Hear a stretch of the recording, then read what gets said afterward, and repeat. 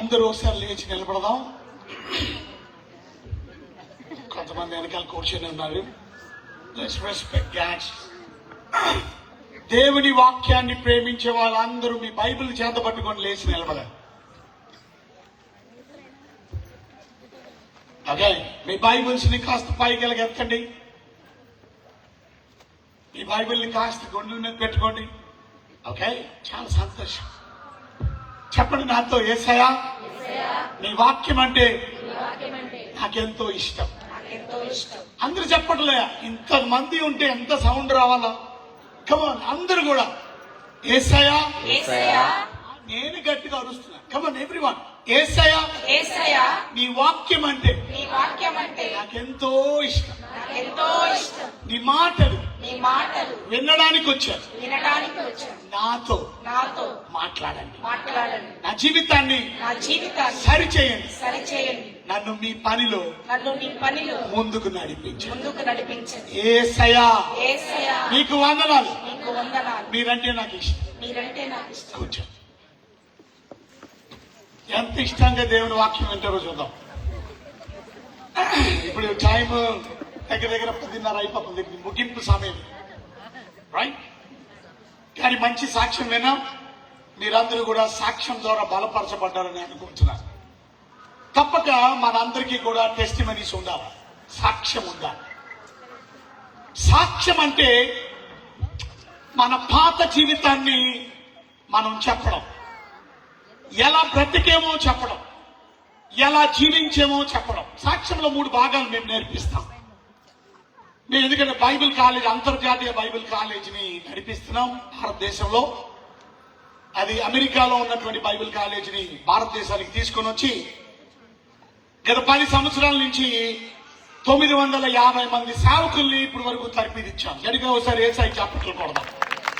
చప్పట్లు కూడా చెప్పకనే దీన్ని క్లాప్ ఆఫరింగ్ అంటారు. అమెరికాలో మేము వాక్యం చెప్పినప్పుడు ఇది కూడా ఆఫరింగే. ఇప్పుడు కానుకలు ఇచ్చారు కదా మీరు, ఇది చప్పట్ల ఆఫరింగ్. చప్పట్లని దేవుడికి కానుకలుగా కదా.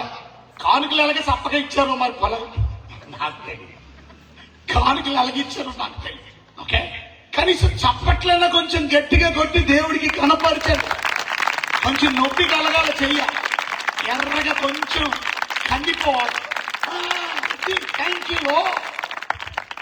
సో అమెరికాని తీసుకొచ్చినటువంటి బైబిల్ కాలేజీలో అద్భుతంగా అనేక మంది దైవజనులు ఇప్పటి వరకు తరిపిదై అనేక రాష్ట్రాల్లో పనిచేస్తున్నారు.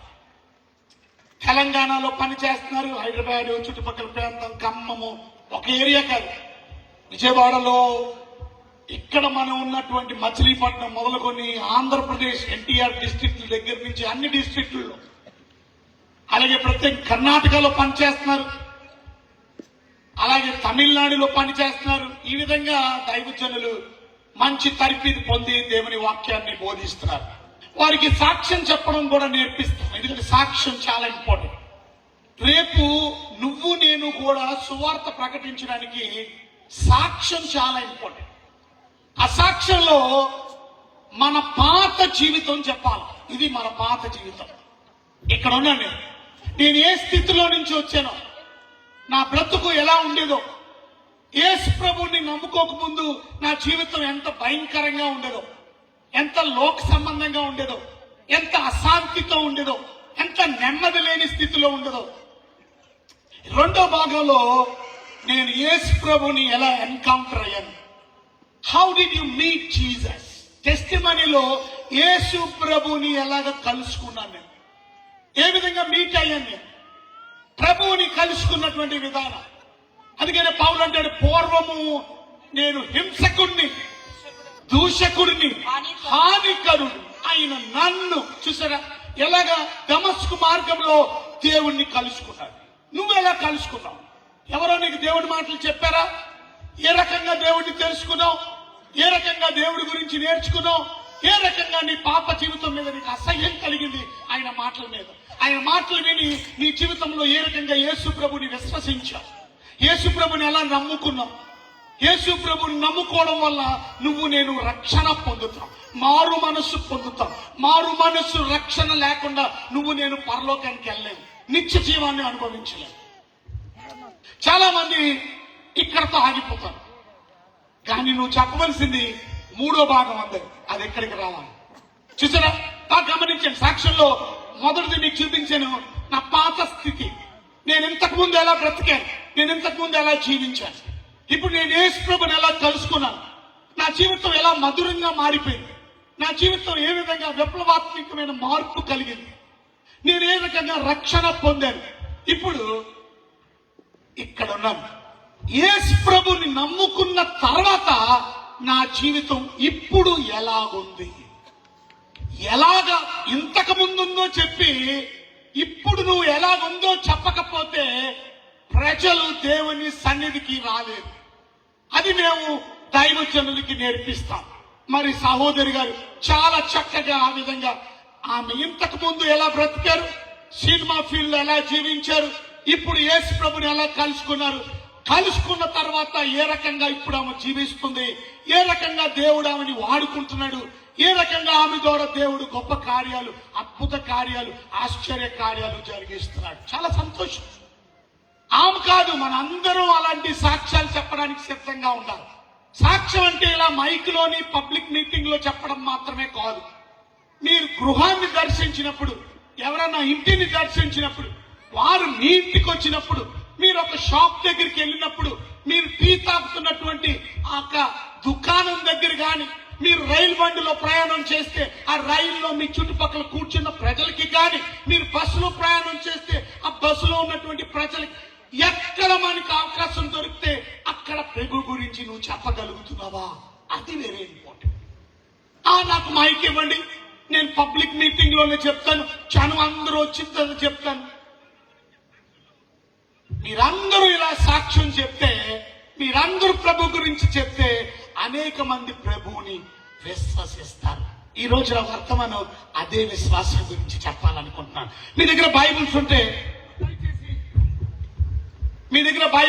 మీ బైబిల్స్ దయచేసి తెరిచి, మీకు అందరికీ సుపరిచితమైనటువంటి వాక్యం, బాగా తెలిసినటువంటి వాక్యం, అందరూ చూడకుండా చదవగలిగి, చూడకుండా అప్పిచెప్పగలిగినటువంటి వాక్యం, బైబిల్ అంతటికి మూల వాక్యం, బైబిల్ అంతటికి తాళపు చెవి లాంటి వాక్యం.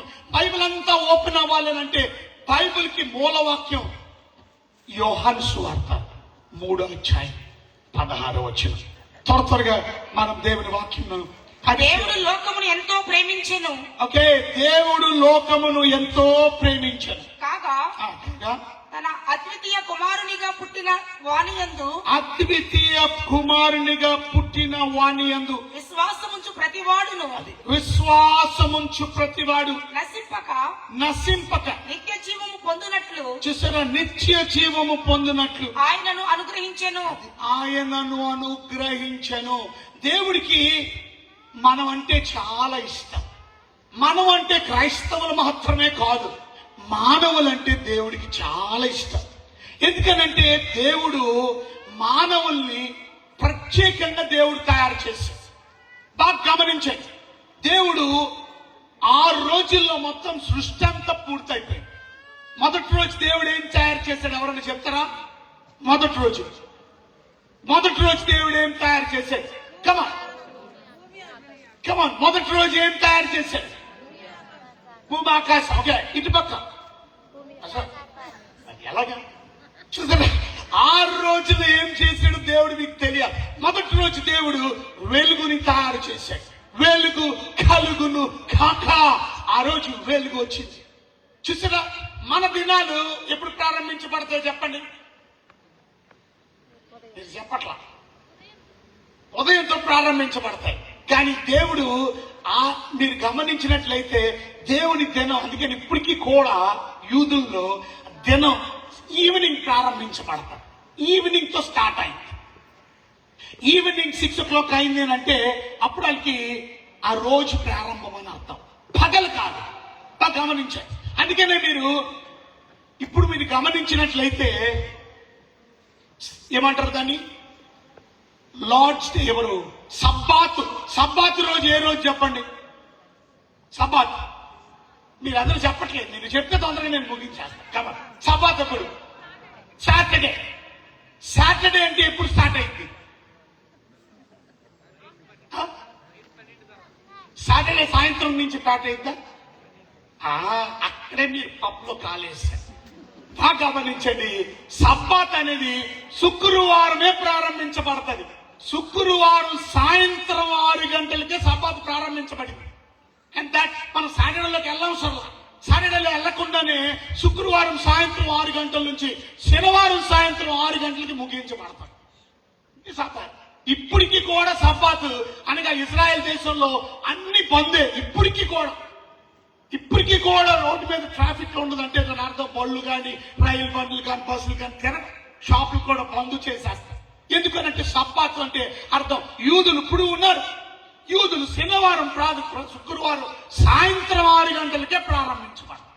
శనివారం 6 గంటలకి ముగించబడతారు. అందుకే మీరు గమనించారో లేదో, యేసుక్రీస్తు శిలువ మీద వేలాడుతున్నప్పుడు ఇంకా కొద్ది నిమిషాలు, బాగా 9 గంటలకు ఆయన సీలు వేశారు. రైట్, 9 గంటలకు ఆయన సీలు వేసిన తర్వాత ఆయన 3 గంటలకి ఆయన ప్రాణం విడిచి ముగించి సమాప్తం చేసి ఆయన నా తండ్రిని నీ చేతికి నా ఆత్మను అప్పగించుకోవచ్చు. ఇప్పుడు యేసు ప్రభుని గాని ఆ శిలువ మీద నుంచి దించకపోతే ఇంకా ఎన్ని గంటలు ఉన్నాయి చెప్పండి? 3 గంటలు ఉన్నాయి. 3 గంటల్లో సబ్బాత్ వచ్చేస్తాయి. శనివారం అంటే ఏమంటారు దాన్ని, ఆ సబ్బాతు దినము నాడు ఇక బరియల్ కూడా చేయడానికి లేదు, బరియల్స్ కూడా చేయడానికి లేదు. అందుకని అంటే మీరు గమనించినట్లయితే దినం ప్రారంభించబడింది సాయంత్రంతో ప్రారంభించవచ్చు. అందుకని మీరు మొదటి అధ్యాయం ఆదికాండంలో మీరు చూసినట్లయితే ఆదికాండం మొదటి అధ్యాయంలో మీరు గమనించారా? దేవుడు కదమ్మా, ఓకే చదవండి. 5వ వచనం, దేవుడు వెలుగును పగలనియు చీకటికి రాత్రనియు పేరు పెట్టెను. 3వ వచనంలో దేవుడు మొట్టమొదటి రోజు ఏం చేశాడు? మన దేవుడు వెలుగు కమ్మని పలుకగా వెలుగు కలిగెను. చూసారా? వెలుగు కలగమని పలక. దేవుడు ఫస్ట్ డే వెలుగును తయారు చేశాడు. అక్కడ కిందకు వస్తే అప్పుడు ఏమన్నారు? 5వ వచనంలో ఏమన్నారు? వెలుగునకు పగలనియు చీకటికి రాత్రనియు పేరు పెట్టెను. అస్తమయము ఉదయము కలుగగా ఒక దినమాయను. అసలు ఎలా రాయాలి అక్కడ? ఉదయము అస్తమయము కలుగగా ఒక రోజు అయిందని రాయాలి. మరేం రాశారు అక్కడ? హస్తమయము అంటే సాయంత్రం పగలు కలిపి ఒక రోజు అయింది. పగలు సాయంత్రం కాదు. అందుకనే 3 దినాల లెక్క కూడా మనం చూస్తే యేసు ప్రభు వారు శుక్రవారం సాయంత్రం నుంచే మీరు గమనించారా? ఈ శుక్రవారం కూడా కౌంట్ అయిపోయింది. శనివారం, ఆదివారం 3 దినాలు. దాని గురించి ఒకసారి మీతో మాట్లాడితే ఇప్పుడు సమయం లేదు, కానీ చాలా ఇంపార్టెంట్ విషయం మనం గమనించాలి. దేవుడు మొదటి రోజు వెలుగుని తయారు చేశాడు. దేవుడు 2వ రోజు ఏం చేశాడో తెలుసా? దేవుడు ఆకాశాన్ని తయారు చేశాడు. 3వ రోజు దేవుడు భూమిని తయారు చేశాడు. ఇవన్నీ కూడా ఖాళీగా ఉన్నాయి. బాగా గమనించండి. వెలుగు ఉంది కానీ సూర్యుడు లేడు, వెలుగు ఉంది కానీ చంద్రుడు లేడు, వెలుగు ఉంది కానీ నక్షత్రాలు లేవు. బాగా గమనించండి. దేవుడు ఆ వెలుగుకి మూల కారణమైనటువంటి సూర్యుడిని పుట్టించాడు 4వ రోజు. చంద్రుణ్ణి పుట్టించాడు. దేవుడు ఆ నక్షత్రాల్ని కలుగు చేశాడు. ఇప్పుడు 2వ రోజు దేవుడు ఏం చేశాడని చెప్పాను? ఆకాశం తయారు చేశాడు. కానీ ఆకాశం అంతా శూన్యంగా ఉంది. ఆకాశంలో ఏం లేదు. అందుకే దేవుడు ఆకాశాన్ని అందంగా ఉంచడానికి దేవుడు ఏం చేశాడు? 5వ రోజు పక్షుల్ని దేవుడు తయారు చేశాడు. ఆకాశం అందంగా ఉండడానికి దేవుడు ఆకాశంలో ఎగిరే పక్షులు అంత అందంగా, అప్పుడు చూసారా ఎంత అందంగా ఉంది. అంత మాత్రమే కాదు, 5వ రోజు దేవుడు ఆకాశాన్ని, భూమిని, సముద్రాన్ని వేరు చేశాడు. కనుక సముద్రపు జలచరాల్ని కూడా 5వ రోజు దేవుడు తయారు చేశాడు. ఎందుకని అర్థమైంది మీకు? ఇప్పుడు బాగా గమనించండి. 1 రోజు అయిపోయింది. దేవుడు మొదటి రోజు వెలుగుని తయారు చేశాడు. 2వ రోజు వినపడట్లేదు. ఆకాశం. ఇప్పుడు నేను నేర్చుకోండి. లాస్ట్ లో అడుగుతాను, అడిగితే మీకు బహుమానాలు ఇస్తాను. మా కాలేజీలో అడగండి, నేను బహుమానాలు డబ్బులు పంచిపెట్టేస్తాను మీకు కూడా. ఓకే. 2వ రోజు ఆకాశం. 3వ రోజు భూమి. 4వ రోజు సూర్యుడు, చంద్రుడు, నక్షత్రాలు. ఓకే. 5వ రోజు 5వ రోజు దేవుడు జలచరాల్ని కూడా తయారు చేశాడు. సముద్రం చేపల్ని దేవుడు తయారు చేశాడు. మరి 6వ రోజు దేవుడు ఏం తయారు చేశాడు? 6వ రోజు దేవుడు జంతువుల్ని తయారు చేశాడు. జంతువులతో పాటు ఇదో జంతువు. మానవుడు కూడా జంతువే అని ఎంతమందికి తెలుసు? Man is also an animal, but he's little bit different than an animal, and is called irrational animal. What do you mean by rational and irrational animal? Animal అంటే జంతువే, కానీ రాషనల్ కి ఇర్రాషనల్ కి తేడా ఏంటంటే మ్యాన్ ఇర్రాషనల్ యానిమల్ అని అంటే ఆలోచిస్తాడు, జంతువులు ఆలోచించు. కానీ మానవుడు, దేవుడు జంతువులతో పాటు మానవుడిని దేవుడు తయారు చేశాడు. ఈ లాంగ్ స్టోరీ షార్ట్ గా మీరు చెప్పాలి అంటే దేవుడు ఆదాముని మొట్టమొదటిగా తయారు చేశాడు. ఆయన సాధైన సహాయం కొరకు ఆహ్వానించాడు. వదులు, నేను చెప్పాను. Thank you so much. బాగా గమనించండి, ఇక్కడ మనం బాగా గమనించండి. దేవుడు ఆ నరులకు ఎన్ని ఆజ్ఞలు ఇచ్చాడు చెప్పండి. ఎన్ని ఆజ్ఞలు ఇచ్చాడు? 10. ఓకే, ఆ నరులకి దేవుడు ఇచ్చిన 10 ఆజ్ఞలు ఏంటి చెప్పండి. దేవుడు 10 ఆజ్ఞలు ఇవ్వలా. దేవుడు వాళ్ళకి ఒకటే ఒక ఆజ్ఞ ఇచ్చాడు. Only 1 commandment. అదేమిటంటే ఈ తోట చెట్లు అన్నిట్లో ఈ తోట మధ్యలో ఉన్నటువంటి చెట్టు ఫలాన్ని మాత్రం మీరు తినకూడదు. అదే కమాండ్మెంట్. ఇంకా అంతకంటే కమాండ్మెంట్ ఏం లేదు. సింపుల్ కమాండ్మెంట్ ని బాగా గమనించండి. ఎందుకు మీరేరు చెప్పండి. చెప్పండి. మీరు అందరూ కొంచెం యాక్టివ్ గా ఉంటే నేను తొందరగా ముగించేస్తాను, లేకపోతే నేను పొద్దున వరకు చెప్తాను. చెప్పండి. అర్థమైందా నేను అడిగిన ప్రశ్న? ఏమడిగాను? ఆజ్ఞలను మీరడానికి కారణం ఏంటి? ఇవాళ మనం అందరం కూడా ఆజ్ఞలు మీరే పాపం చేసిన వారం అవుతాం. పాపం అనేది ఎందుకు వచ్చింది అని అంటే ఆజ్ఞ అతిక్రమము పాపం. దేవుడి మాటను ఉల్లంఘించడం, దేవుని మాటను బేఖాతరు చేయడం. ఇందాక సహోదరి చెప్పారు, ఎన్ని గంటలకు వచ్చారమ్మా వీళ్ళందరూ? మీటింగ్కి వచ్చారు 8:30, 9. ఇంత ఖర్చు పెట్టి ఇంత ప్రయాసపడి మీటింగ్లు పెట్టింది ఈ చుట్టుపక్కల ఉన్న ప్రాంతాల్లో ఉన్నటువంటి మీరు 8:30, 9 గంటలకు వస్తే దాని అర్థం చెప్తుంది మీకు దేవుడి మీద ఎంత ప్రేమ ఉందో. దేవుని మీద మీకున్నటువంటి ప్రేమ మిమ్మల్ని 6 గంటలకే తీసుకొస్తుంది. ఇంతసేపు మనం చెప్పుకోవాల్సిన అవసరం లేదు. మనం 10 గంటలకే ముగించేయచ్చు. కానీ మనం మెల్లిగా తీరిగ్గా పాటలు పాడుతున్నారులే, వెళ్దాంలే. పెడిసెల్లావు. దేవుడి మీద ప్రేమ ఉంటే ఆ మాట వింటాం. గమనించండి, నాకు నీ మీద ప్రేమ ఉందని ఎలా చెప్తారు చెప్పండి. How can you show your love to your wife? నీ భార్య అంటే నీకు ఇష్టం అంటే ఎలా చెప్తావు? భార్య నువ్వంటే నాకు చాలా ఇష్టం అని ముద్దు పెట్టేస్తే భార్య ప్రేమించినట్ట చెప్పండి. ఇది ముద్దు పెట్టేసి ఆఫీసులోకి వెళ్ళి అక్కడ ఇంకొక అది ప్రేమ? గమనించు. What is love? ఎంతమంది చెప్తారు వాట్ ఈస్ లవ్? ప్రేమ అంటే ఏంటి? క్రియల్లో చూపించాలి. గుడ్. ఇంకా ప్రేమ అంటే ఏంటి? ప్రేమ అంటే అర్థం యోహాను సువార్త 14వ అధ్యాయం 21వ వచనంలో రాయబడి ఉంది. What is love? ప్రేమ అంటే ఏంటి? ప్రేమ నా మాట వినేలాగా చేస్తాడు. నా ఆజ్ఞలను అంగీకరించి, నా ఆజ్ఞలు బాగా వింటున్నారా? నా ఆజ్ఞలను అంగీకరించి వాటిని గైకొను వాడే, వాటిని ఎవడైతే గైకొంటాడో, చెప్పినట్టు చేస్తాడో నన్ను ప్రేమించిన వాడు. That's the one who's loving me. అతను నన్ను ప్రేమిస్తున్నాడు. నన్ను ప్రేమించువాడు, నన్ను ప్రేమించేవాడు ఎవడు? నా ఆజ్ఞలు గైకొనేవాడు. ఇప్పుడు మీరు చెప్పండి, ఆదాము హవ్వలు దేవుని ఆజ్ఞలు గైకొన్నారా? ఎందుకు? మనలో ప్రేమ తగ్గిపోవడానికి కారణం ఏంటి? ఇవాళ మనలో ప్రేమ లేదండి దేవుడి మీద. మీటింగ్కి సమయానికి రాము, సరిగా వాక్యం వినం, మధ్యలో జంపు. ఇవాళ నిజంగా లవ్ ఉంటే బైబుల్ చెప్తుంది ఏంటో తెలుసా? నన్ను ప్రేమించే వారిని ఆస్తి కర్తలు చేస్తాను, వారి నిధులు నింపుతాను. కొట్టి గట్టిగా చప్పట్ల కొట్టడం కూడా మళ్ళా చెప్పగలను. కొట్టి గట్టిగా. నన్ను ప్రేమించే వారిని ఆస్తి కర్తలు చేస్తానట. నన్ను ప్రేమిస్తానంట మీ కొరకు నేను ఏమి సిద్ధపరిచాను అది దగ్గరికి కనబడు, చెవులకి వినబడు, హృదయానికి అర్థం కాదు. కొరింథీయులకు రాసిన పత్రికలో చూస్తున్నాం. నన్ను ప్రేమిస్తే మీ కొరకు నేను సిద్ధపరిచాను.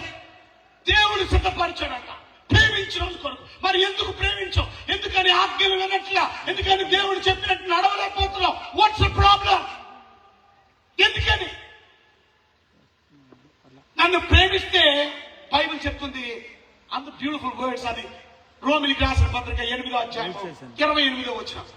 రోమిలికి రాసిన దేవుని ప్రేమించు వారికి, దేవుణ్ణి ప్రేమించేవారు అనగా అనగా ఆయన సంకల్పము చొప్పున అందరికీ కాదు, ఆయన ప్రేమించేవారికి, అందరికీ కాదు, ఆయన ప్రేమించేవారికి, ఆయన సంకల్పం చొప్పున పిలువబడిన వారికి మేలు కలుగుటకై సమస్తము సమకూడి. అంటే అర్థం తెలుసు మీకు? You know the meaning of that? అన్నయ్యలు యోసేపుని గోతులో తోశారు, అది మేలేంటి? అన్నయ్యలు గోతులో తోశారు. గోతులో తోయడం అంటే తెలుసా మీకు? మిమ్మల్ని అందరినీ ఒకరోజు గోతులో తోసేస్తారు. ఎప్పుడు చెప్పండి? మిమ్మల్ని అందరినీ కూడా ఒకరోజు గోతులో తోసేస్తారు, మీ వాళ్ళే తోసేస్తారు. అది చచ్చిపోయినప్పుడు ఆ బాక్స్ ఏం చేస్తారు? మెల్లి గోతులు తోసిందంటే ఏం చేస్తారు చెప్పండి? పూడి చేస్తారు. చచ్చిపోయిన తర్వాత గోతులు తోసి పూడ్చేది, బ్రతికుంటుండగానే గోతులో తోసారు. అంటే ఏంటో తెలుసా? పూడి చేస్తారు.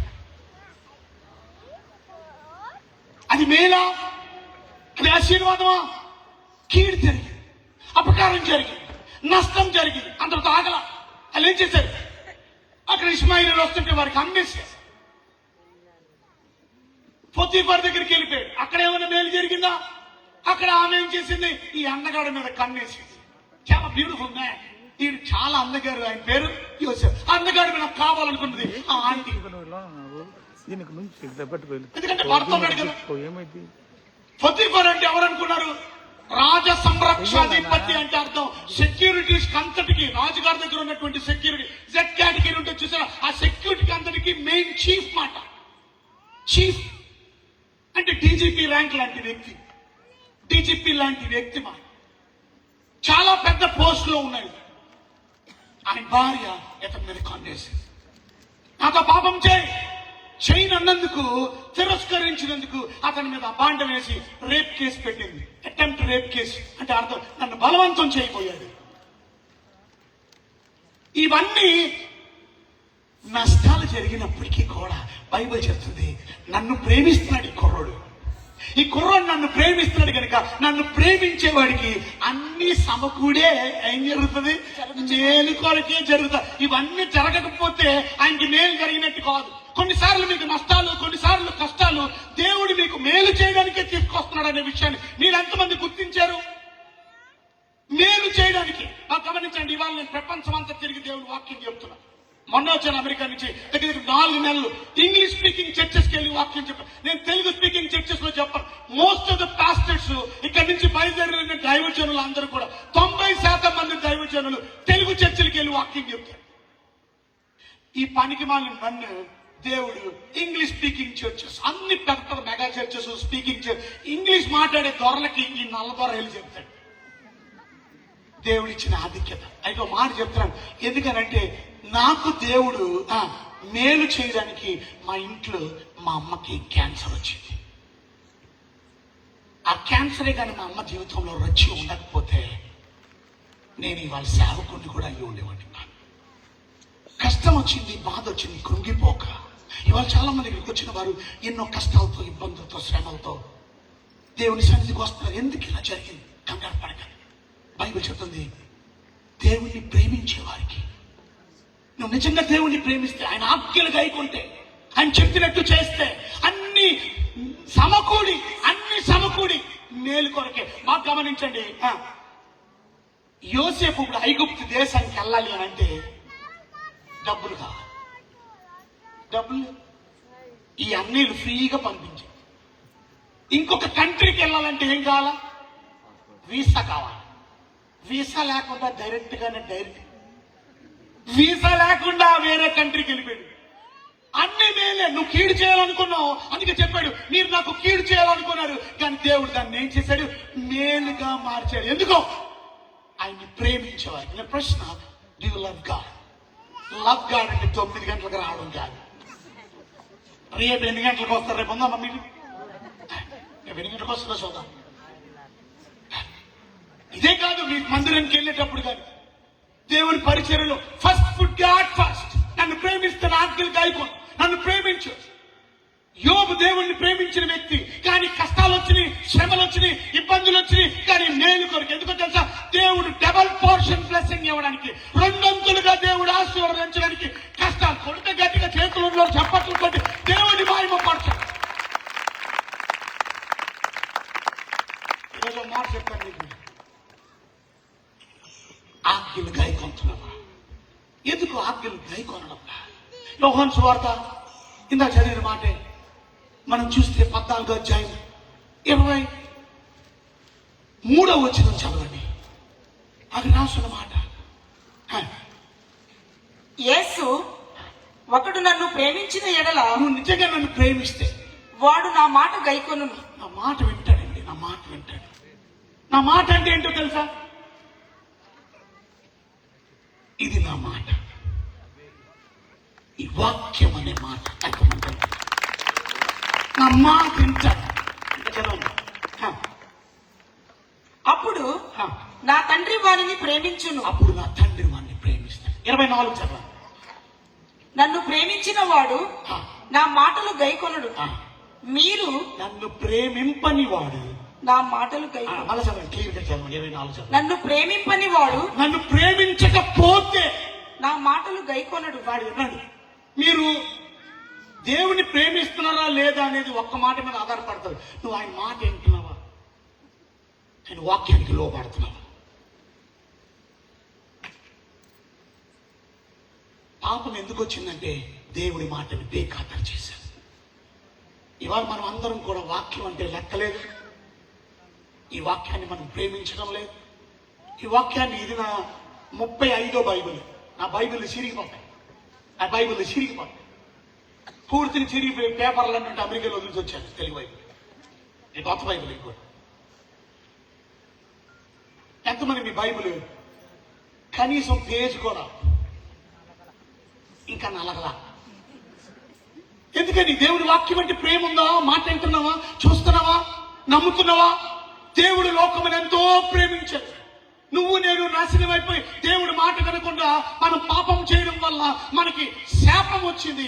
మనం అందరం కూడా నిత్య నరకాగ్ని గుండానికి వెళ్ళిపోతున్నాం. కానీ దేవుడి ప్రేమ ఎంత గొప్పదంటే, దేవుడు నిన్ను నన్ను ప్రేమించి నువ్వు నరక పాలు అవ్వకుండా ఉండడానికి తన ప్రియ కుమారుణ్ణి పరలోకం నుండి భూలోకానికి, ఈ లోకానికి పంపించాడు. ఆయన పేరు యేసుక్రీస్తు. ఆయన యందు ఎవరైతే విశ్వాసం ఉంచుతారో, కొడితే గట్టి కొడాల, కొడితే గట్టిగా కొడాల, భాషగా కాదు. దేవుడికి నువ్వు నేనంటే ఎంత ప్రేమ. ప్రేమ ఎప్పుడు కూడా ఏం చేస్తుందో చెప్పండి? మాట వినడం మాత్రమే కాదు. ఇప్పుడు మీకు ప్రేమ ఉంటే ఇస్తారు. అందరూ చెప్పండి, ఏం చేస్తారు? ఎంతమంది ఇస్తున్నాం? నీ సమయాన్ని ఇస్తున్నారు, నీ తలాంతులు ఇస్తున్నారు, నీకు ఇచ్చిన వనరుల్ని దేవుడి కొరకు వెదజల్లుతున్నారు. మేము కరోనా వచ్చినప్పటి నుంచి ఈ రోజు వరకు భోజనం లేని, తిండి లేని అభాగ్యులకి కొన్ని 100 మందికి ప్రతిరోజు భోజనాలు వెళ్తాయి మా మందిరం నుంచి. ప్రతిరోజు అనేక మందికి, అనాది పిల్లలను, తండ్రి లేని తల్లి లేని పిల్లలు దేవుడు ప్రేమించేవారైతే, వాళ్ళు నిజంగా దేవుడు ప్రేమించే, ఆయన మాట వింటాం, ఆయనకి లోబడతాం, ఆయన ఎందుకు విశ్వసిస్తాం. దేవుడు నీ కొరకు ఈ లోకానికి యేసుక్రీస్తుని పంపించాడు. ఎందుకు అంటే నువ్వు ఆయన్ని విశ్వసిస్తే, ఆయన్ని నమ్మితే నువ్వు నాశనానికి వెళ్ళవు, నరకానికి వెళ్ళవు. ఇప్పుడు చదివిన మాట అదే, మన చదువుతా ఉంటా. యోహాను సువార్త 3వ అధ్యాయం 16వ వచనం త్వరగా చూడండి.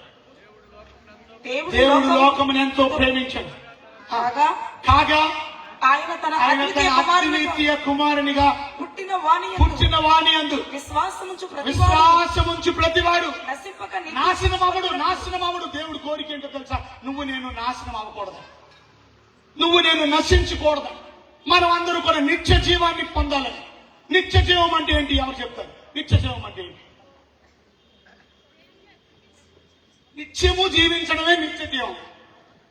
నిత్యము బతికొనడం. నువ్వు నిత్యం బతికుంటావా? మరి నిత్య జీవం వచ్చిందా? పాయింట్ అర్థమైంది మీకు? మీరు నిత్యం బతుకుంటారంటే అన్నారు. మీరు నిత్యం బతుకుంటారో చెప్పండి. ఒక ఆయన అడిగారంట ప్రశ్న, అయ్యా మీ వయసు ఎంత అని అడిగారట. ఆయన అన్నాడట, నా వయసు నిత్యము బతికే ఉంటాను అన్నాడు. నీ వయసు చెప్పు అయ్యా బాబు అంటే, నా వయసేనయ్యా నిత్యం బతికే ఉంటాను నేను. నీ వయసు చెప్పమంటే నిత్యం నీ వయసు ఎంత? అప్పుడు అన్నాడట, నేను చెప్పాగా నిత్యం బతుకుతానని, నాకు చావు లేదు. అది కాదయ్యా అని చిరాకు వచ్చి వాళ్ళు వెళ్ళిపోతే పిలిచానట. మీరు అడగవలసింది నా వయసు గురించి కాదు, నా శరీరపు వయసు ఎంత అని అడగ. నా శరీరానికి ఒక వయసు ఉంది. ఇప్పుడు నాకు 75 సంవత్సరాల ముసలాయన అన్నాడు. ఇప్పుడు నా వయసు, నా శరీరానికి ఉన్న వయసు 75, కానీ నా వయసు నిత్య జీవం. నాకు చావు లేదు. You're not going to die. నిత్య జీవం అనేది ఎప్పుడు ఇస్తాడు చెప్పండి?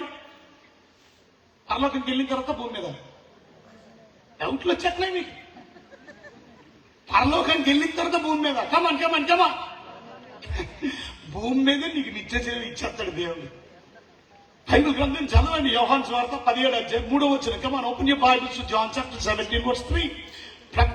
బైబిల్ ఉన్న వారు త్వరగా తీయండి, చూడండి. యోహాను సువార్త 17. అద్వితీయ సత్య దేవుడైన నిన్నును నీవు పంపిన యేసుక్రీస్తును ఎరుగుటయే నిత్య జీవము. నువ్వు ఎరగలేదా? మరి ఎరిగినప్పుడే నువ్వు నిత్య జీవాన్ని పొందేశావు.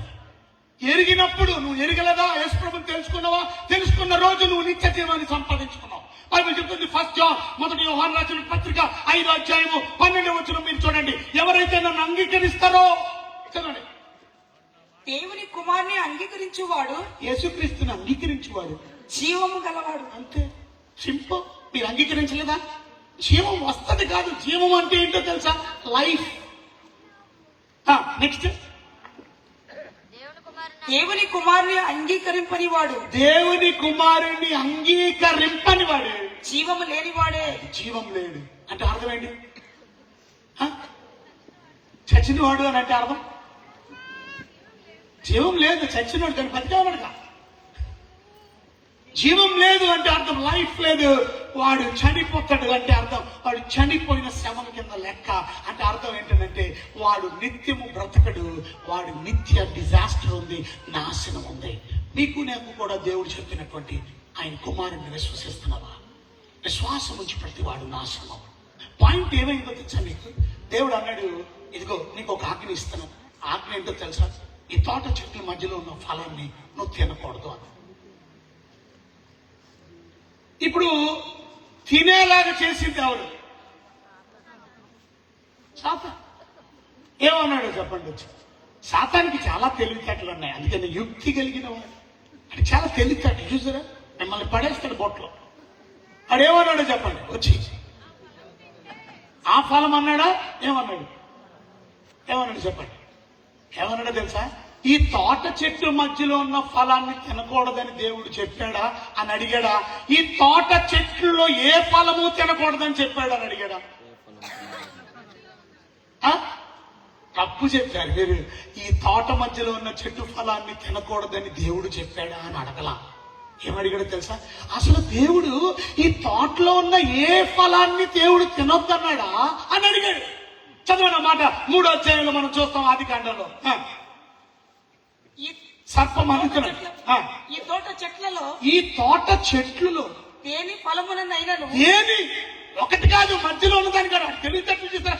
దేని ఫలమునైనను మీరు తినకూడదని, దేని ఫలం? అసలు చెట్లలో ఏ పండు తినొద్దని దేవుడు చెప్పాడు.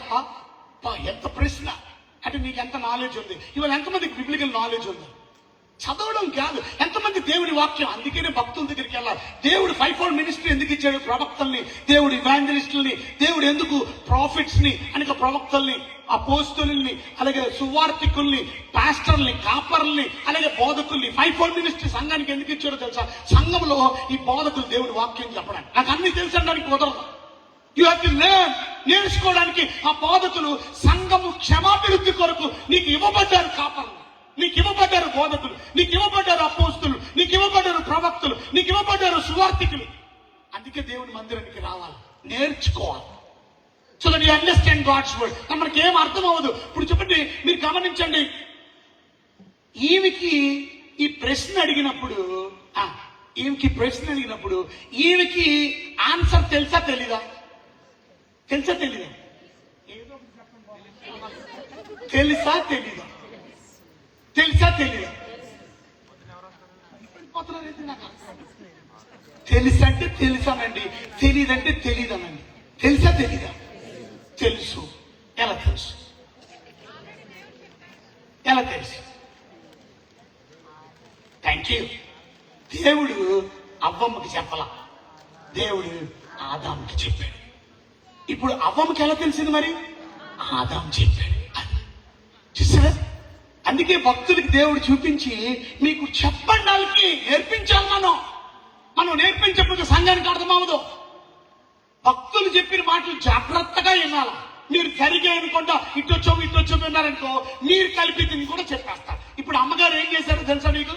ఏ అమ్మగారు? అవ్వమ్మగారు ఏం చేశారు? ఈ తోట మధ్యలో ఉన్న ఏ ఫలమును తినకూడదని దేవుడు చెప్పినా అని అడిగినప్పుడు ఆమె ఏమనిందో చూడండి. అందుకు స్త్రీ ఈ తోట చెట్ల ఫలములను మేము తినవచ్చు. మేము అన్ని తినొచ్చు. తోట చెట్లు ఫలములు తినకూడదని దేవుడు చెప్పలా, అన్ని తినొచ్చు. బాగా చెప్పింది ఆన్సర్. అయితే తోట మధ్యలో చెట్టు ఉంది. తోట మధ్యలో ఉన్న చెట్టు ఫలమును దేవుడు మీరు చావకుండునట్లు వాటిని తినకూడదని వాటిని ముట్టకూడదని ఏంటండి? వాటిని దేవుడు చెప్పాడు. ఇది ముట్టకూడదని దేవుడు చెప్పాడా చెప్పలేదా? నేను చెప్పాడా చెప్పలేదా? దేవుడు ఏం చెప్పాడో చూడాలంటే కొంచెం ముందుకు వెళ్ళాలి. 2వ అధ్యాయం 17 వచనంలో రండి. ఆదికాండం 2వ అధ్యాయం 17 వచనంలో. అయితే మంచి చెడ్డలు తెలివినిచ్చు వృక్ష ఫలమును తినకూడదు. నీవు వాటిని తిను దినమున నిశ్చయముగా చచ్చేదానని. ఇంకే నీ వాటిని ముట్టు దినమున కూడా శాస్తామని. చూడండి అమ్మా, కొంచెం తిను దినమున అన్నారా? ముట్టు దినమున? తిను దినమున. ముట్టు అది దేవుడి మాట. తిను దినమున శాస్తావు. ఇప్పుడు అవ్వమేమనిది? తిను దినమున శాస్తావు, ముట్టు దినమున శాస్తావు. కొన్నిసార్లు వాక్యం కలిపి సెరిపి చెప్తామంటే ఇది ఎందుకు మేము ట్రైనింగ్ ఇస్తున్నాం పాస్టర్లకనంటే ఇది ప్రాబ్లం. ఇవాళ ఎవరు పడతారు పాస్టర్లు అయిపోతారు. ఇవాళ బాబు గాని హల్లెలూయా గాని వాళ్ళప్పుడే 3 సంవత్సరాల నుంచి ఇంటర్నేషనల్ కాలేజ్ లో తరఫీదు పొందారు. వారు క్వాలిఫైడ్ టీచర్స్ గా దేవుడు వాక్యం చెప్పడానికి ఈ ప్రాంతంలో దేవుడు వారిని గొప్ప సేవకులుగా నిలబెట్టి వారి ద్వారా దేవుని వాక్యాన్ని సత్యాన్ని ప్రకటించడానికి. మాకు అన్ని వచ్చాను అనుకోలేదు వాళ్ళు, అందుకే నేర్చుకోవడానికి వచ్చారు. చక్కని తరఫీదు పొందారు.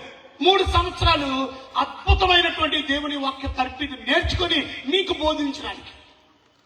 సరిగ్గా నేర్చుకోకపోతే ఇలాంటి తప్పులే మాట్లాడతారు. ముట్టు దినమున. ఇప్పుడు ఏమైందో తెలుసా మీకు? ఈ పండును తిను దినమున నిశ్చయముగా సస్తావాలి, ముట్టు దినమున సాస్తారా అలా. ఇప్పుడు అమ్మగారు ఏం చేశారు?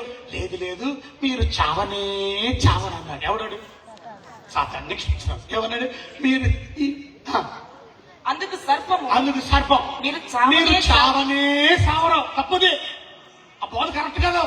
చావనే చావరు. మీరు వాటిని తిను దినమున ఏమవుతారు? మీ కన్నులు తెరవబడతాయి. మీరు మంచి చెడ్డలు ఎరిగిన వారు అవుతారు. దేవతలు అందరూ చెప్పండి ఏమవుతారు? మీరు దేవతలు అంటే ఎవరు? దేవతలు అంటే ఎవరండి? దేవతలు అంటే దేవుడి దగ్గర ఉంటారా? వాళ్ళే దేవుళ్ళు. దేవతలు అంటే దేవుళ్ళు. దేవతలు అంటే దేవుళ్ళు కింద లెక్క. దేవదూతలు కాదు, దేవతలు. అంటే వీళ్ళు మానవులుగా ఉండడానికి ఇష్టం లేదా? దేవుడు మానవులుగా తయారు చేసినందుకు ఇష్టం లేదా? వారు దేవదూతలు కాదు, దేవుళ్ళు అయిపోవాలనుకున్నారు. ఎందుకని? ఇప్పుడు ఆ పండు తిను దినమున నిశ్చయముగా చచ్చిపోతామని దేవుడు చెప్పాడు. మీరు చావనన్నారు. ఈ అమ్మగారు ఏమన్నారు తెలుసా? దేవుడు అన్నాడు దాన్ని ముట్టకూడదు, దాన్ని తినకూడదు. మీరు ముట్టు దినమున, మీరు తిను దినమున మీరు సత్తారు అని అన్నాడు. సాతాను ఏమన్నాడు? అసలు మీరు చూడు, కావాలంటే ముట్టుకొని చూడు. ఇప్పుడు ఈ వెళ్ళి ముట్టింది, అప్పుడు ఏం అర్థమైంది ఆమెకి? మాట. అపవాది చెప్పింది రైట్, దేవుడు చెప్పింది రాంగ్. ఎందుకంటే నేను ముట్టు తినమని చచ్చిపోతానని చెప్పి అసలు దేవుడు అలా చెప్పలా. ముట్టు తినమని చచ్చిపోతానన్నా, తిను తినమని చనిపోతానన్నా. ఇవాళ దేవుని వాక్యాన్ని సరిగా అర్థం చేసుకోకపోతే ఎందుకు ఇలా జరిగిందనంటే బాగా గమనించండి. ఇవాళ పలు దుర్బోధలు ఉన్నాయి. యేసయ్య చెప్పిలాగా దేవుడు చెప్పింది పండు గురించే, సాతాను మాట్లాడింది పండు గురించి. కానీ దేవుని బోధ పండు గురించి డిఫరెంట్ గా ఉన్నాయి, సాతాను బోధ పండు గురించి డిఫరెంట్ గా. దొంగ బోధకుడు కూడా వాక్యమే చెప్తాడు, కానీ కాస్త ఏం చేస్తాడు. దేవుడు అన్నాడు ఇది పండు తింటే ఖచ్చితంగా చచ్చిపోతాం అన్నాడు. కానీ సాతాను అన్నాడు అసలు సావడమే. ఇప్పుడు ఏది నీకు ముఖ్యం?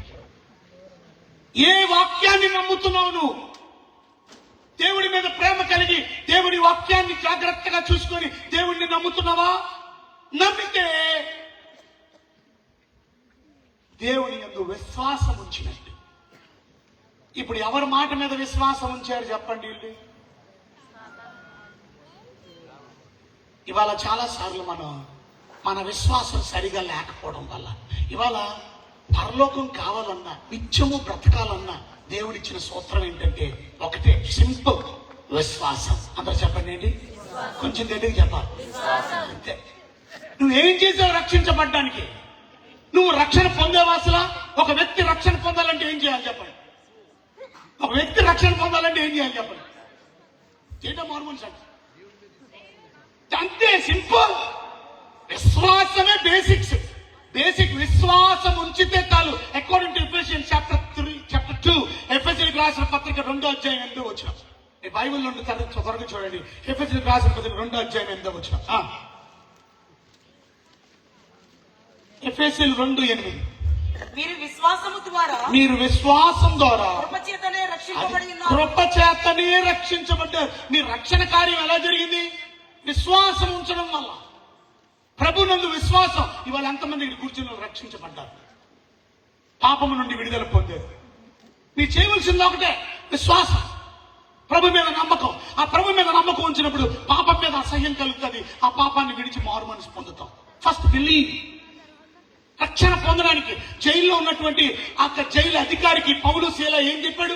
అకార్డింగ్ టు అపోస్తుల కార్యాల్లో 16వ అధ్యాయంలో 32, 31, 32 వచనాల్లో ఏం రాస్తుంది? అపోస్తుల కార్యాలు 16వ అధ్యాయం 31, 32. అయ్యలారా రక్షణ పొందడానికి ఏం చేయాలని అడిగారు అక్కడ జైలు అధికారి.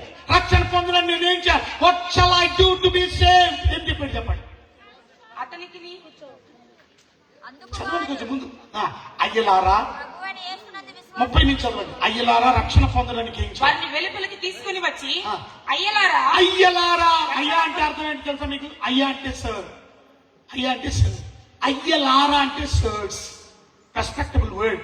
సర్స్ అంటే చాలు, సర్ అంటే చాలు.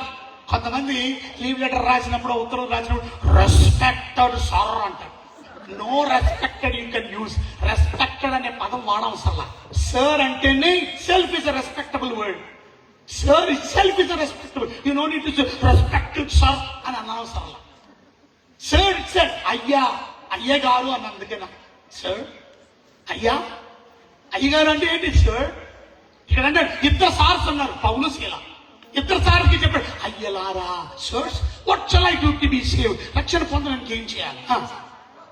అందుకు వారు ప్రభువైన యేసునందు విశ్వాసం ఉంచు. అప్పుడు నీవును నీ ఇంటి వారును రక్షణ పొందుదురని చెప్పి అతని ఇంటి వారు అతని ఇంటనున్న వారందరికీ దేవుని వాక్యము బోధించిరి. సరే, ఇవాళ ఎంతమంది మీ ఇంట్లో ఉన్న వాళ్ళందరూ రక్షించబడ్డారు? ఇవాళ ఎంతమంది వచ్చారు? మీ ఫ్యామిలీ అంతా రక్షణ పొందిందా? మీ కుటుంబంలో అందరూ రక్షించబడ్డారా? మీ పెద్దబాబు మారాడా? మీ చిన్నబాబు మారాడా? మీ కూతురు మారిందా? అడను. ఇవాళ అందరికీ ఈ సెల్ ఫోన్లు వచ్చినాయి. ఇవాళ సెల్ ఫోన్లు పట్టుకొని కూర్చుంటున్నారు. Time waste. సోషల్ మీడియా ఎక్కువైపోయింది. ఫేస్బుక్ లో, ఇన్స్టాగ్రామ్ లో, వాట్సాప్ లో రకరకాలుగా మెసేజ్లు, పాపపు కార్యాలంతా అర్థనర్థనం, చిత్రాలు, చూడకూడని అన్ని మీ పిల్లలు ఏం చేస్తున్నారో తెలుసా? గదిలో ఉండి, రహస్యంగా ఉండి, లోపలుండి. ఇవాళ దేవుడిని నమ్ముకోకపోతే నీ బిడ్డ ఎక్కడికి వెళ్ళిపోతాడు తెలుసా? నరకానికి వెళ్ళిపోతాడు. నువ్వు మారేవా? ఏదో చర్చిని బైబిల్ పెట్టుకుని వచ్చేస్తున్నావు అంతే. రక్షణ నుంచి పడ్డావు, ప్రభుని విశ్వసిస్తున్నావా? అవ్వమ్మ చూడండి, ఒకవేళ దేవుడు మాట అనకుండా ఎన్ని నష్టాలు తెచ్చుకున్నారు వాళ్ళు, ఎన్ని కష్టాలు తెచ్చుకున్నారో. ఆ ఏదైనా తోటలో నుంచి కూడా నెట్టి వేయబడ్డారు. వాయ్, ఎందుకని? దేవుడి మాటను నమ్మలా, సాతాను మాటను నమ్మారు. ఇవాళ మన నమ్మకం దేని మీద? అక్కడ రాసున్న మాట మీరు గమనిస్తే, దేవుని యందు విశ్వాసం ఉంచాలి. అక్కడ రాసిన దేవుడు లోకమును ఎంతో ప్రేమించిన కాగా నువ్వు ఎవరి యందు విశ్వాసం ఉంచాలి? విశ్వాసం అనేది ఉంచాలా. ఆ విశ్వాసం ఎవరి మీద ఉంచాలంటే, దేవుడు లోకమును ఎంతో ప్రేమించి కాగా ఆయన అద్వితీయ కుమారునిగా పుట్టిన వాణి యందు విశ్వాసం ఉంచాలి. ఆ యేసునందు విశ్వాసం ఉంచాలి. ఉంచుతున్నావా నువ్వు? యేసునందు విశ్వాసం ఉంచావా? సాతానందు విశ్వాసం ఉంచావా? యేసు వాక్యమందు విశ్వాసం ఉంచుతున్నావా? తప్పుడు వాక్యాలందు విశ్వాసం ఉంచు. దేన్ని నమ్ముతున్నాను? నమ్మకం అంటే అర్థం కనబడలేంది. చూసారా? కనబడలేంది నమ్మడం. అదే రాసిన ఏప్రిల్కి రాసినటువంటి పత్రిక 11వ అధ్యాయం 1వ వచనంలో నిరీక్షించబడుతున్న వాటి యొక్క నిజ స్వరూపం. చదవండి, హెబ్రీయులకు రాసిన పత్రిక 11వ అధ్యాయం 1వ వచనం. హిబ్రూస్ చాప్టర్ 11 విశ్వాసం అన్నది, విశ్వాసం అంటే ఏంటో చెప్తున్నాడు. Definition of faith. విశ్వాసం అంటే ఏంటి? What you mean by faith? విశ్వాసం అంటే ఏంటి? ఇవాళ మీకు అలాంటి విశ్వాసం ఉందా? ఇవాళ యేసు ప్రభువుని నేను నమ్ముకున్నాను అని చెప్పడమే రక్షణ. యేసు ప్రభువుని విశ్వసించాను, అదే నీకు అడుగుతున్నాడు. అది కూడా చేయలేకపోతున్నావా? నమ్మట్లేదా? విశ్వసించవా? నిరీక్షించమని విశ్వాసం అన్నది, నిరీక్షింపబడు వాటి యొక్క విశ్వాసం అన్నది ఎక్కడ స్టార్ట్ చేయండి. విశ్వాసం అన్నది, విశ్వాసం అంటే ఏంటంటే నిరీక్షింపబడు వాటి యొక్క నిజ స్వరూపమును. అంటే నిరీక్షించడం అంటే కనబడలేంది నమ్ముతున్నాం. ఆ కనబడలేంది ఉంది. పరలోకం ఎవరైనా చూసారా? చదువుతండి. పరలోకం మనం ఎవరు చూడలేం, కానీ ఉందా లేదా? ఉంది. ఒకడు ఆకాశం మీద వెళ్ళిపోతుంటే ఆ విమానాన్ని చూసి భలే ఉందరో పెట్ట ఎగిరిపోతుంది అన్నాడు. అప్పుడు పక్కన ఉన్నాడే, పెట్ట కాదు విమానం అన్నాడు. విమానం అంటే ఏంటి? అక్కడ దానికి పైలట్ ఉంటాడు, డ్రైవర్లు ఉంటాడు, దానికి ఇంకో పైలట్ ఉంటాడు. అందులో దగ్గర దగ్గర 300 మంది 400 మంది ప్యాసింజర్లు కూడా తీసుకెళ్లి బోయింగ్ విమానాలు ఉన్నాయి, పెద్ద పెద్ద విమానాలు, ఎయిర్ బస్సులు అంటారు దాన్ని. ఎయిర్ బస్సులు లాంటి విమానాలు ఉన్నాయి అని చెప్తాడు. నేను నమ్మనా, నాకు చూపించమను, నాకు చూపించాను. అందులో పైలట్లు ఉన్నట్టు నాకు చూపించా, ఆయన జనాలు ఉన్నట్టు అక్కడికి వెళ్ళాలి. ఇప్పుడు గాల్లో ఉన్నదాన్ని ఎలా చూపిస్తాను నీకు? నువ్వు నమ్మాలంటే చూడవక్కర్లా. దేవుడు ఉన్నాడు, నమ్ముతున్నావా? పరలోకం ఉంది, నమ్ముతున్నావా? నరకం ఉంది, నమ్ముతున్నావా? ఇవాళ ఒక రోజు మనం చచ్చిపోయిన తర్వాత, అందుకనే నువ్వు దేవుణ్ణి నమ్ముకుంటే, విశ్వసిస్తే నిత్య జీవము అంటే అర్థం. ఇక్కడ భూమి మీద కన్ను మోస్తాం, అక్కడ కన్ను తెరుస్తాం. అది అర్థం. నిత్యము మీరు ఎలా బ్రతుకుతారంటే, ఈ భూమి మీద కన్ను మూసేశాము, కానీ కన్ను మూసిన మరుక్షణమే దేవుని దగ్గరికి వెళ్ళిపోయాం. అదే అర్థం. నువ్వు శవం దగ్గర కూర్చొని ఏడ్చిన ఆ శవం దగ్గర మనిషి లేడు, ఆ శవం దగ్గర మనిషి లేడు, అది కేవలం శరీరం. ఇప్పుడు పాము కుసుము ఉంటుంది చూసారా? పాము కుసుము వదిలేస్తే ఆ పాము అంటారా? పాము పాము పాము అని అంట, కుసుము అంతే. ఇవాళ నీ శరీరం వదిలేసి వెళ్ళిపోయావు అంతే, అది నీ శరీరం. కానీ నువ్వు మాత్రం ఎక్కడ ఉన్నావు? పౌలు అదే అన్నాడు, నేను వెడలిపోయి ఈ భూమి మీద వదిలిపెట్టి క్రీస్తు నంద ఉండని అపేక్షించుచున్నాను. ఇక్కడ కన్ను మోయగానే అక్కడ కన్ను తెరుస్తుంది.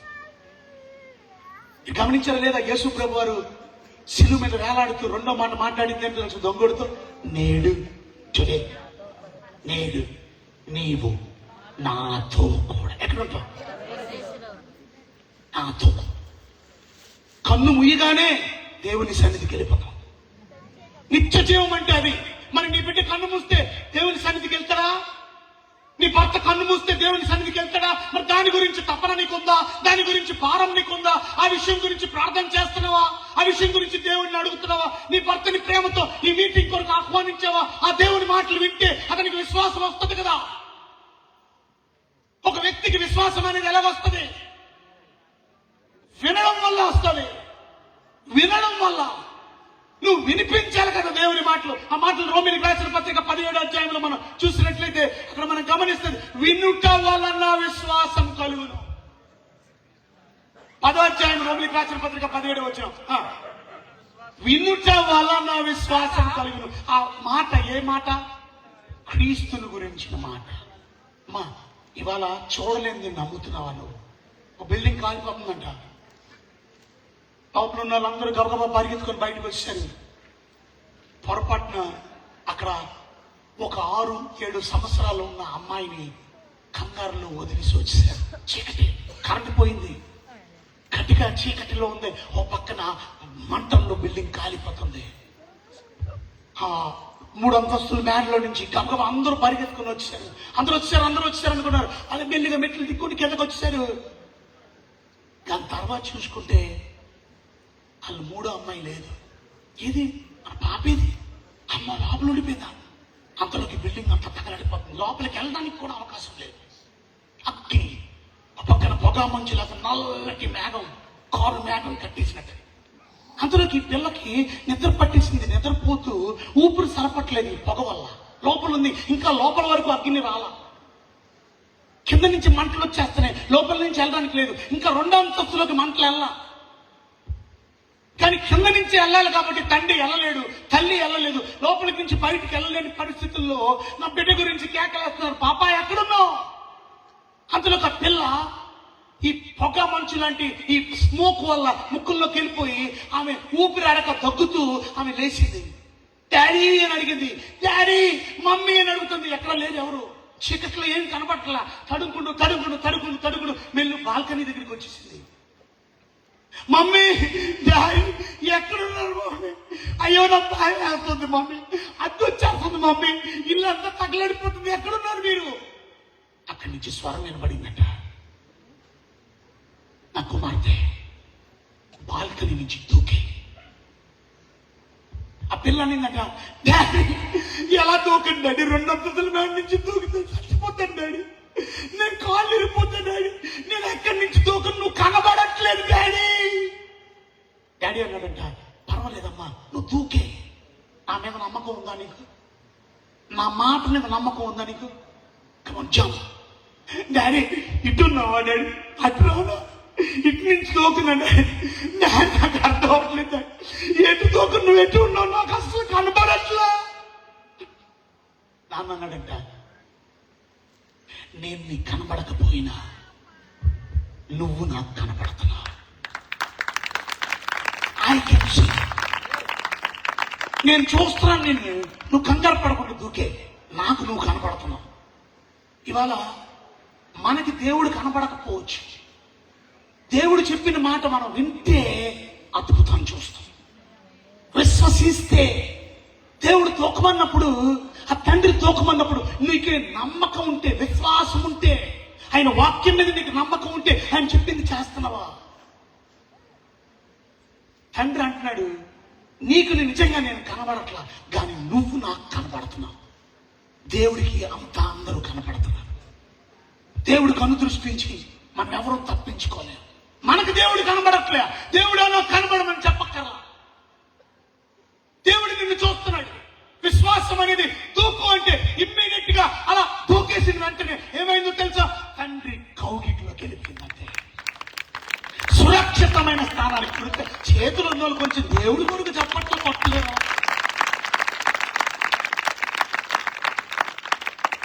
డాడీ ఇవాళ నిజమే, అదే రక్షణ అంటే.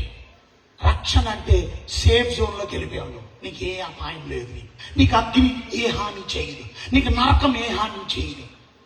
నాశనం నుండి తప్పించబడ్డం అంటే అదే.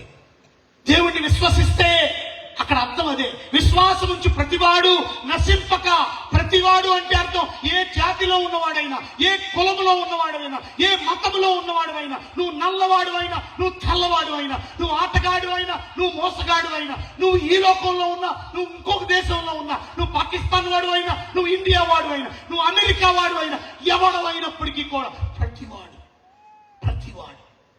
నో మ్యాటర్, నువ్వు ఏ జాతిలో, ఏ కులంలో, ఏ మతంలో, ఏ వంశంలో, విశ్వాసం ఉంచింది. ఇఫ్ యూ క్యాన్ బిలీవ్, విశ్వాసం అనేది కీ, మూలం. నువ్వు రక్షణ పొందడానికి, మారు మనసు పొందడానికి, నిత్య జీవాన్ని పొందుకోవడానికి, దేవుడి రాజ్యానికి వెళ్ళడానికి ఏదో కష్టపడి చెప్పకండి, అర్థమైనట్టు చెప్పండి. నేను మీకు అర్థమైనట్టు చెబుతున్నాను. ఏమిటది? ప్రభువునందు విశ్వాసం. నమ్మాడా మరి? నీ భార్య ప్రభుని నమ్మిందా? నీ బిడ్డలు ప్రభుని నమ్మారా? విశ్వాసం ఉంచకపోతే నరకం తథ్యం. బాగా గమనించండి. అవ్వమ్మ దేవుడు మాట నమ్మలా. తద్వారా ఏమైందో తెలుసా? ఆమె జీవితాన్ని నాశనం చేసుకో, కష్టాలు తెచ్చుకో. నీకు వేదనతో నువ్వు పిల్లల్ని కానీ శాపాలు ఎందుకు వచ్చినాయి? నాశనం ఎందుకు వచ్చింది? నువ్వు చెమటూర్చి కష్టపడి పని చేస్తావు, అది గచ్చ పొదలు ముళ్ళ పొదలు మొలుస్తాయి. నువ్వు కష్టపడితే కానీ సుఖవంతమైన జీవితంలో నుంచి కష్టాలు ఎందుకు వచ్చినాయి? మన పాపం కాదా? మనం దేవుడి మీద ఉన్న అపనమ్మకం కాదా? మనకి దేవుడి మీద ఉన్న అవిశ్వాసం కాదా? మిమ్మల్ని అడుగుతున్నాను, పాతపాడు గ్రామంలో ఎంతమంది దేవుడి మీద నమ్మకంతో ముందుకు కొనసాగుతున్నారు? ఇంకా విశ్వాసం లేని మూర్ఖతరం వారులాగా ఎంతకాలం బ్రతుకుతారు? దేవుడికి చాలా కోపం వచ్చింది. మూర్ఖతరం వారులాగా ఎంతకాలం నీతో ఉంటారు? విశ్వాసం లేకుండా ఎంతకాలం బ్రతుకుతారు? 3.5 సంవత్సరాలు తర్పీనిచ్చాడు శిష్యులకి, కానీ అయినా నమ్మలేదు. యేసు ప్రభు ముందే చెప్పాడు, నన్ను చంపేస్తారు యెరూషలేములో. కానీ ఇదిగో 3వ రోజు నిలబెడతాను ఈ శరీరాన్ని, 3వ రోజు లేస్తా. ఒకసారి కాదు, 2 సార్లు కాదు, 3 సార్లు కాదు, ఎన్ని వచనాలు చూపించారు నీకు. కానీ శిష్యులు నమ్మారా? నమ్మితే ఎందుకు ఏడుస్తారు? నమ్మితే ఎందుకు దాక్కుంటారు? ఆ యేసయ్య చనిపోయిన పర్వాల, ఆయన లెగిస్తాడట నమ్మకం ఉందా? యేసయ్య మాటలు వాళ్ళకు కూడా నమ్మకం లేదు. 12 మంది శిష్యులు ప్రభుతో ప్రయాణం చేస్తున్నాడు. ఇవాళ చాలా సంవత్సరాల నుంచి గుడికెళ్తున్నామేమో, వాక్యాలు వింటున్నామేమో, కానీ నీకు నమ్మకం ఉందా? విశ్వాసం ఉందా? దేవుడు గొప్ప కార్యం చేయగలడని, అద్భుత కార్యాలు చేయగలడని నమ్ముట నీ వల్ల అయితే నమ్మువానికి సమస్తము సాధ్యమనే విషయాన్ని ఎందుకు మర్చిపోతున్నావు? ఈరోజు ప్రభునందు ప్రియమైన దేవుని బిడ్డలారా, విశ్వాసం లేకపోవడం, ఇవాళ అన్బిలీఫ్ అంటే అర్థం ఏంటో తెలుసా? అవిశ్వాసం అంటే అర్థం ఏంటో తెలుసా? నాకు కనబడట్లేదు కనుక నేను నమ్మను, నేను చూస్తే గానీ నమ్మను, అది అవిశ్వాసం. ఇవాళ చాలా మంది అవిశ్వాసంలో ఉన్నారు, అపనమ్మకంలో ఉన్నారు. ఇవాళ మన జీవితంలో లోతు భార్య నమ్మిందా? వెనక్కి చూడొద్దన్నారు. దేవుడి మాట చెయ్యొద్దనే పని అంతమంది చేస్తున్నారు, వద్దనే పని అంతమంది చేస్తున్నారు, చెయ్యమైన పని అంతమంది చేస్తున్నారు. విన్నదా? లోతు భార్య లోబడిందా? ఎందుకు వెనక్కి చూసింది? ఎందుకు ఆమె జీవితం నాశనం చేసుకుంది? ఇవాళ ఎంతమంది క్రైస్తవులు ఇంకా వెనక్కి చూస్తున్నారు, ఇంకా లోకం వైపు చూస్తున్నారు, ఇంకా పాపం వైపు చూస్తున్నారు. ముందుకు చూడవలసిన నీవు ఎవరికి చూస్తూ ముందుకు వెళ్ళవలసిన నీవు? Why are you seeing back?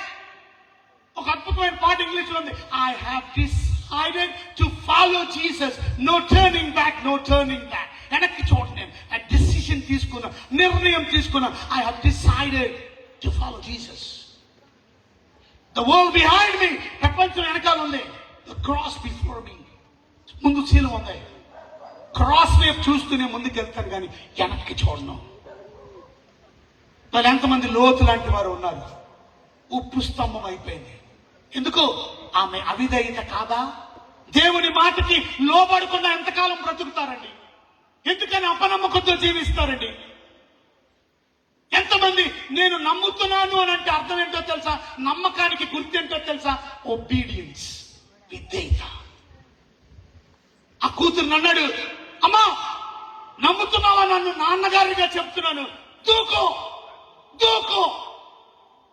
నాన్న నువ్వెంత చెప్పినా నేను దోకను నాన్న.